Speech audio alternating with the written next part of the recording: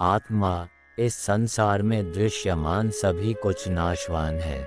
जिसका जन्म होता है उसका एक दिन मरण भी अवश्य होगा। इसीलिए शरीर प्रत्येक युग में जन्मता मरता रहता है। ये समझकर ज्ञानी जन शरीर के संबंध में मोह नहीं करते, किंतु शरीर में विद्यमान आत्मा अजन्मा, अविनाशी, अक्षर, अव्यय और नित्य है। वह लाख उपाय करके भी नष्ट नहीं किया जा सकता। अज्ञानी शरीर और आत्मा में भेद दृष्टि नहीं रख पाते, इसीलिए दुखी सुखी होते हैं। इसी भ्रम के कारण वे सत्कर्म और सद्धर्म से वंचित भी रह जाते हैं, जबकि किसी भी स्थिति में किसी बात का प्रभाव आत्मा पर नहीं पड़ता। वह पाप लिप्त भी नहीं होता। वह अचल सनातन नित्य एक रूप ही रहता है। इस तथ्य को जानने वाला आत्मस्थ पुरुष मोह के कारण कर्तव्य मार्ग से विचलित नहीं होता। उसकी बुद्धि भी स्थिर और अडिग रहती है। निश्चल बुद्धि से किए गए अल्प साधन भी उत्तम फलदायी होते हैं।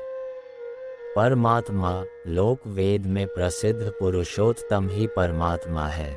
वह स्वयं प्रकाश किसी से प्रकाशित नहीं होता, अपितु सूर्य, चंद्र, नक्षत्रादि उसी के प्रकाश से प्रकाशित होते हैं। अखिल ब्रह्मांड के कण कण में वह विद्यमान है। संसार में जो भी सर्वोत्तम सर्वोत्कृष्ट हैं, वह परमात्मा तत्व ही है। ब्रह्मांड में समस्त ज्ञान, सौंदर्य, तेज, बल उसी परमात्मा का ही रूप है। सत और असत से परे वह इंद्रिय रहित होकर भी विषयों का भोगता है। वह संसार में उसी प्रकार पिरोया है जैसे मणियों में सूत्र पिरोया होता है। यद्यपि वह समस्त सृष्टि का कर्ता पोषक है और जीवों के शरीर में भी रहता है, किंतु लिप्त नहीं होता। वह अति सूक्ष्म होने के कारण अविज्ञेय तथा अति विराट होने के कारण अप्रमेय है। उसकी सत्ता अनंत एवं ज्ञान असीम है। वह अनंत ऐश्वर्य एवं विभूतियों का स्वामी है। कोई भी भगवत परायण श्रद्धावान व्यक्ति जो उसे मन बुद्धि कर्म समर्पित कर अनन्य भक्ति से भजता है, वह उसे प्राप्त कर सकता है। उस परमात्मा की प्राप्ति में मन का अचल स्थापन, नित्य अभ्यास, वैराग्य, फल त्याग आदि सहायक सिद्ध होते हैं।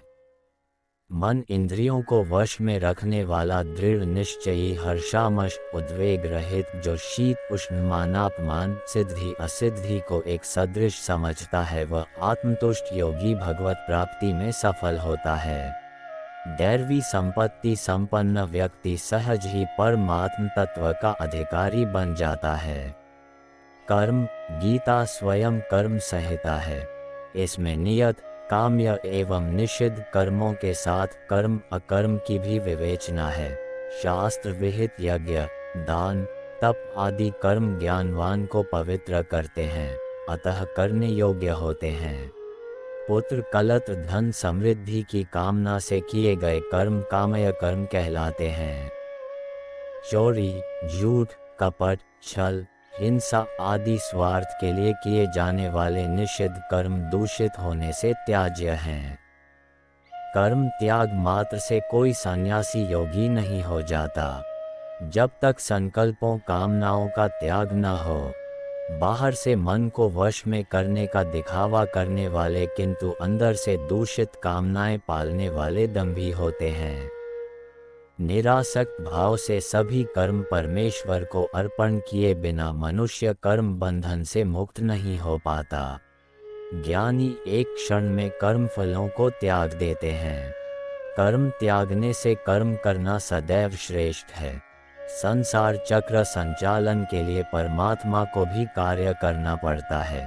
कर्म में फलासक्ति से काम, क्रोध, मोह, लोभ आदि विकार उपजते हैं।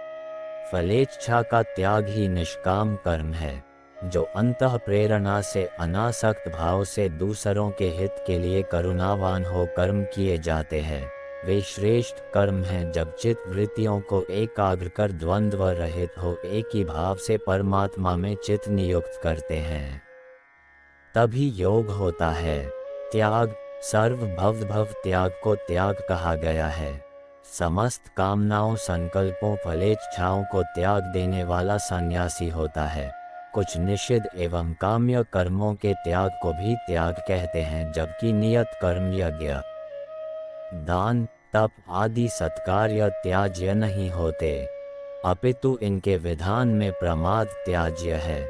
सामान्यतया आसक्ति, वासना, अहम भाव के त्याग को प्रमुख त्याग के रूप में स्वीकार किया गया है।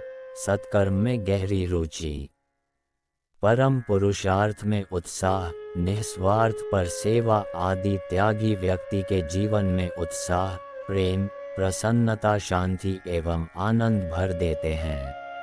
ब्रह्म विद्या से समुपबृंहित गीता कर्म योग का प्रतिपादक विश्व विश्रुत ग्रंथ रत्न है। ये ज्ञान क्षीराब्धि का नवनीत है। संपूर्ण वाङ्मय को यदि वासंतिक पराश्री कहें तो गीता निश्चय ही नवीन सहकार की दिव्य मंजरी है।